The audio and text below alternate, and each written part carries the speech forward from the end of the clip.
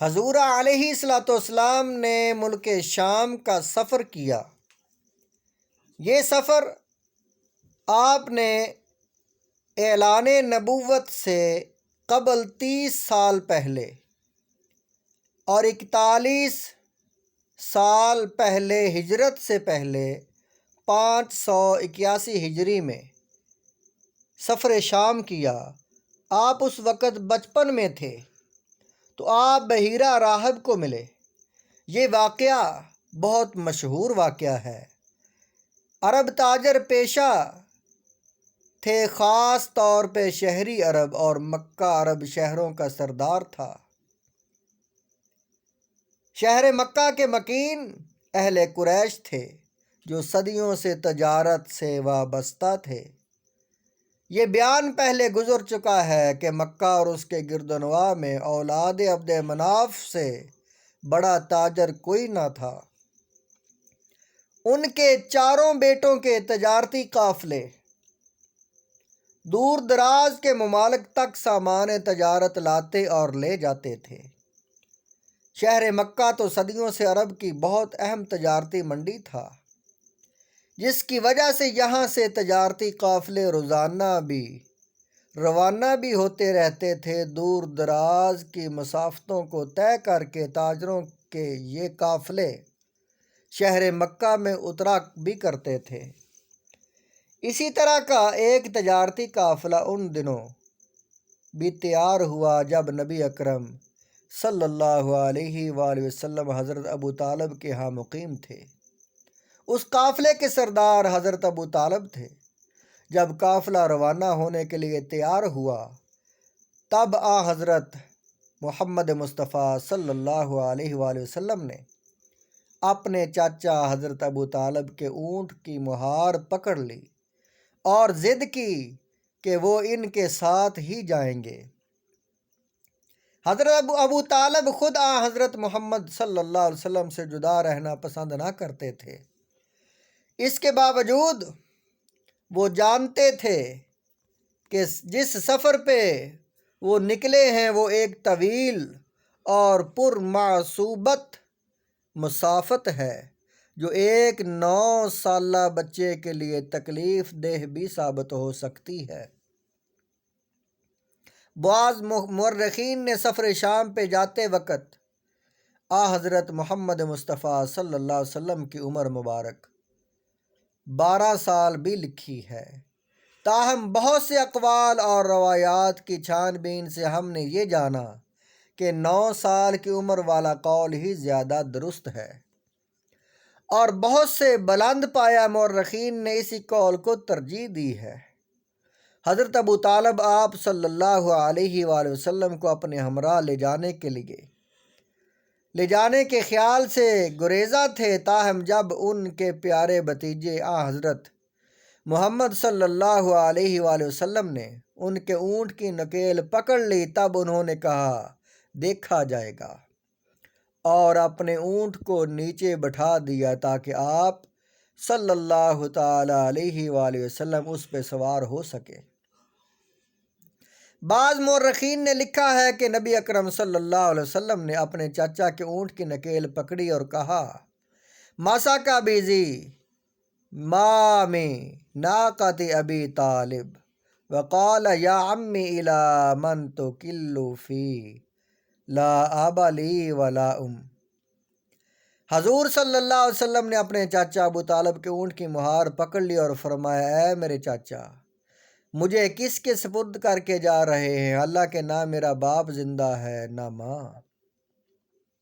اگرچہ سفر شام سے قبل بھی مورخین نے چند ایسے سفروں کا تذکرہ کیا ہے جو حضرت محمد صلی اللہ علیہ وسلم نے اپنے چاچا ابو طالب یا دوسرے چاچاؤں حارث یا زبیر کے ساتھ کیے تھے۔ تاہم حقیقت یہی ہے کہ سفر شام ہی آپ صلی اللہ علیہ وآلہ وسلم کی زندگی کا سب سے بڑا اور اہم سفر تھا۔ چنانچہ آپ صلی اللہ علیہ وآلہ وسلم اپنے چاچا حضرت ابو طالب کے ساتھ سفر شام کے لیے روانہ ہو گئے۔ عرب کے صحراؤں کا سفر خود اپنے اندر اتنے سبق اور اتنے شدائد رکھتا ہے کہ ان کا ہر سفر یادگار بن جاتا ہے۔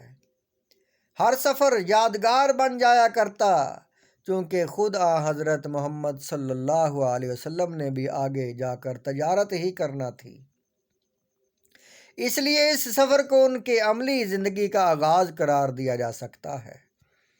یقینی بات ہے کہ اس سفر میں نبی اکرم صلی اللہ علیہ وآلہ وسلم نے زندگی اور تجارت کے کئی سبق حاصل کیے ہوں گے۔ صحرا کی وسعتیں وسطیں تھیں اور قافلے کی رونق تھی، حدی خوانوں کے نغمے تھے اور رات کو بیچ صحرا کے ستاروں بری رات تھی۔ اگرچہ اس قافلے کی منزل شام کی تجارتی منڈی تھی، تاہم راستے میں کئی پڑاؤ تھے جو اس قافلے نے کرنے تھے۔ چنانچہ منزلوں پہ منزلیں مارتا یہ قافلہ بصرہ پہنچا اور وہاں قیام کیا، اور وہیں بحیرہ راہب رہتا تھا، جس کا اصل نام جرجیس تھا۔ اس کا مذہب عیسائیت تھا اور اللہ تعالیٰ نے اسے کتاب کا علم عطا کر رکھا تھا۔ وہاں اس کی خانقاہ تھی جس میں وہ برسوں سے مقیم تھا۔ وہ لوگوں سے بہت ہی کم ملتا تھا اور اسے دنیا کے کاموں یا دنیا داروں سے کوئی سروکار نہ تھا۔ وہ اپنے حال میں مست رہتا یا اپنی عبادت کی طرف متوجہ رہتا۔ قریش کے قافلے اکثر اس کی خانقاہ کے نیچے سے گزرا کرتے تھے اور کئی بار وہ وہاں قیام بھی کرتا، مگر بحیرہ راہب کو ان سے کوئی سروکار نہ تھا۔ تاہم جب وہ قافلہ بحیرہ راہب کی خانقاہ کے نیچے اترا، جس میں حضرت محمد صلی اللہ علیہ وسلم بھی اپنے چاچا کے ساتھ موجود تھے، تو اتفاق سے بحیرہ اس وقت اپنی خانقاہ سے اس قافلے کو دیکھ رہا تھا۔ پھر اس نے دیکھا کہ اسی قافلے میں ایک نوعمر سوار ہے، بادل جس پہ سایہ کرنے کو لپکتے ہیں، اور بحیرہ راہب ان بہت سے امور کو جانتا تھا جن سے عام لوگ بے خبر ہوتے ہیں۔ لوگ کہتے ہیں کہ حضرت عیسیٰ علیہ السلام نے اپنے حواریوں کو جو خصوصی علوم عطا کیے تھے، وہ نسل در نسل منتقل ہوتے ہوئے بحیرہ تک پہنچے تھے، اور اس وقت پوری دنیا میں صرف بحیرہ راہب ہی ان علوم کا امین تھا۔ بحیرہ نے دیکھا کہ درخت اس کو سجدہ کر رہے ہیں، اور اس سوار میں جو خاص بات تھی، بحیرہ اس تک رسائی حاصل کرنے کے لیے بے چین تھا۔ جس وقت یہ قافلہ بحیرہ کی خانقاہ کے نیچے ایک گھنے درخت کے سائے تلے اترا، اور اس وقت بحیرہ اپنی خانقاہ سے اسی قافلے پر نگاہیں جمائے بیٹھا تھا۔ اس نے دیکھا کہ لوگ اس گھنے درخت تلے جمع ہو رہے ہیں۔ پھر سب لوگ اس درخت کے نیچے سما گئے، مگر وہ نوعمر سوار درخت کے سائے میں جگہ نہ پا سکا، تو درخت کی شاخیں بڑھیں اور اس نوجوان کے سر پہ سایہ کیا، اور بحیرہ نے جانا کہ اس نوجوان میں کوئی خاص بات ہے۔ اب اس کی دلچسپی اس نوجوان کے ساتھ بہت بڑھ چکی تھی۔ چنانچہ وہ اپنی خانقاہ سے اترا اور اپنے لوگوں سے کہا، باہر جاؤ، باہر جو قافلہ اترا ہے اس کے لیے کھانا تیار کرو۔ پھر وہ اہل قریش کی طرف آیا اور ان سے کہا، تم سب لوگ آج شام کا کھانا ہمارے ساتھ کھاؤ گے۔ کچھ لوگوں نے بحیرہ سے پوچھا کہ ہم برسوں سے انہی راستوں سے گزرتے آئے ہیں اور درجنوں بار اس درخت تلے بھی اترے ہیں، مگر آپ نے کبھی ہم سے بات تک نہ کرنا گوارا نہیں کی، اور اب کی بار آپ نے ہماری دعوت کر دی ہے، کیا اس میں کوئی خاص بات ہے؟ بحیرہ اس شخص کو ٹال گیا جس نے سوال کیا تھا۔ بحیرہ نے کہا، کوئی خاص بات نہیں، بس آپ لوگ دور دراز کی مسافت طے کر کے ہمارے ہاں اترے ہیں، تو ہم نے سوچا کہ آپ لوگوں کی دعوت کی جائے۔ شام کو سب لوگ بحیرہ کی خانقاہ کی طرف کھانا کھانے کے لیے چل دیے۔ انہوں نے نبی اکرم محمد صلی اللہ علیہ وسلم کو بچہ جان کر سامان کی حفاظت کے لیے اسی درخت کے نیچے چھوڑ دیا۔ جس کے نیچے وہ صبح اترے تھے۔ بحیرہ کی نگاہیں اپنے مطلوب کو کھوجتی رہیں مگر ناکام رہیں۔ تب مجبوراً اس نے اہل قافلہ سے پوچھا، کیا سب لوگ آ چکے ہیں تاکہ کھانا لگایا جائے؟ قافلے والوں نے کہا، ہاں سب لوگ آ چکے ہیں۔ تب بحیرہ نے بے زاری سے کہا، میں تو نہیں سمجھتا کہ سب لوگ آ گئے ہیں۔ تم میں سے کوئی دیکھ آئے کہ پیچھے کوئی رہ تو نہیں گیا؟ قافلہ والوں نے پھر بحیرہ کو یقین دلایا کہ سب آ چکے ہیں، صرف ایک بچہ ہے جسے ہم نے سامان کی حفاظت کی خاطر درخت کے نیچے چھوڑ آئے۔ بحیرہ نے کہا، تمہارے سامان کی حفاظت ہمارے ذمہ ہے، تم اس بچے کو بھی لے آؤ، اس طرح اچھا نہیں لگتا۔ چنانچہ حضرت محمد صلی اللہ علیہ وآلہ وسلم کے چاچا حارث اٹھے، وہ محمد صلی اللہ علیہ وآلہ وسلم کو بھی ساتھ لے آئے۔ تب بحیرہ نے ان لوگوں کو کھانا دیا۔ دوسرے لوگوں کے ساتھ نبی اکرم صلی اللہ علیہ وآلہ وسلم نے بھی کھانا کھایا۔ لوگ کھانا کھا کے واپس جانے لگے۔ تب بحیرہ راہب نے حضرت محمد صلی اللہ علیہ وسلم کو روک لیا اور ان سے کہا، اسألک بحق اللات والعزی الا ما اخبرتنی عما اسألک عنہ۔ میں آپ کو لات و عزیٰ کے حق کے واسطے سے سوال کرتا ہوں کہ جس بارے میں آپ سے پوچھوں آپ مجھے اس کا درست جواب دیں گے۔ نبی اکرم صلی اللہ علیہ وسلم نے بیزاری سے جواب دیا، مجھ سے لات و عزیٰ کے واسطے سے کوئی بات نہ پوچھو، باخدا مجھے ان سے جتنی نفرت ہے اتنی کسی اور چیز سے نہیں ہے۔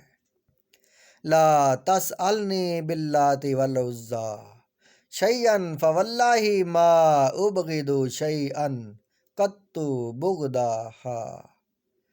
مجھ سے لات و عزیٰ کے واسطے سے کوئی بات نہ پوچھو، باخدا مجھے ان سے جتنی نفرت ہے اتنی کسی اور چیز سے نہیں۔ تب بحیرہ نے کہا، فَبَاللَّهِ إِلَّا مَا أَخْبَرْتَنِي عَمَّا أَسْأَلُكَ عَنْهُ۔ تو میں اللہ کے واسطے سے عرض کرتا ہوں کہ جو میں آپ سے پوچھوں اس کا جواب آپ مجھے مرحمت فرمائیں گے۔ فقال له سلنی ما بدا لکا۔ حضرت محمد صلی اللہ علیہ وسلم نے فرمایا، ہاں اب پوچھو۔ تب بحیرہ نے آپ صلی اللہ علیہ وسلم سے بہت سی باتیں پوچھیں۔ آپ صلی اللہ علیہ وسلم کی نیند اور بیداری کے احوال دریافت کیے، آپ کے خوابوں اور دیگر معمولات کے بارے میں سوالات کیے، اور وہ باتیں آپ صلی اللہ علیہ وسلم سے دریافت کیں جو ان کی کتابوں میں لکھی تھیں۔ پھر بحیرہ نے آپ کی پشت پر کپڑا اٹھایا، آپ کی پشت سے کپڑا اٹھایا اور مہر نبوت وہاں موجود تھی، جسے بحیرہ نے بے ساختہ چوم لیا۔ کچھ اہل قافلہ جو وہاں موجود تھے اور وہ نبی اکرم صلی اللہ علیہ وسلم اور بحیرہ کی باتوں کو غور سے سن رہے تھے، انہوں نے حضرت ابو طالب سے کہا، بحیرہ کے ہاں تو تمہارے بھتیجے کی بڑی قدر و منزلت ہے۔ تب بحیرہ نے اہل قافلہ سے پوچھا، اس بچے کا والی ون کون ہے؟ لوگوں نے حضرت ابو طالب کو آگے کر دیا۔ بحیرہ ان کی طرف متوجہ ہوا اور پوچھا، ما ھذا الغلام منکا، اس بچے سے آپ کا کیا رشتہ ہے؟ حضرت ابو طالب نے جواب دیا، یہ میرا بیٹا ہے۔ ما هو ابنک وما ينبغی لھذا الغلام ان یکون ابوہ حیا، یہ آپ کا بیٹا نہیں ہو سکتا اور نہ اس کے باپ کو زندہ رہنا چاہیے۔ بحیرہ نے تیز لہجے میں کہا۔ تب حضرت ابو طالب نے آہستہ سے کہا، یہ میرا بھتیجا ہے۔ بحیرہ نے پوچھا، اس کا باپ کیا ہوا؟ وہ تو اس وقت انتقال کر چکا تھا جب یہ بچہ پیدا ہوا۔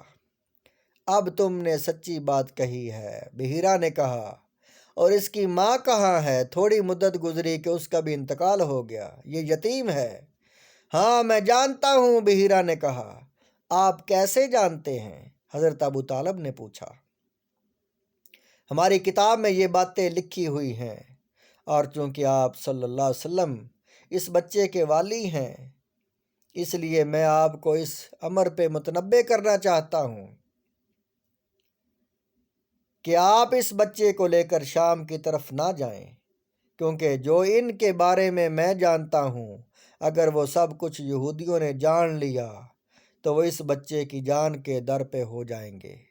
اس بچے کی بڑی شان ہوگی اور میں نے اپنا فرض ادا کر دیا۔ علامہ سہیلی نے لکھا ہے کہ بحیرہ راہب نے صراحتاً حضرت ابو طالب کو بتایا تھا کہ ان کا بھتیجا اللہ کا نبی ہے۔ اس نے کہا کہ ھذا سید العالمین، ھذا رسول رب العالمین، ھذا یبعث اللہ رحمتا للعالمین، کہ یہ سارے جہانوں کے سردار ہیں، یہ رب العالمین کے رسول ہیں، اور اللہ تعالیٰ انہیں رحمت للعالمین بنا کر مبعوث فرمائے گا۔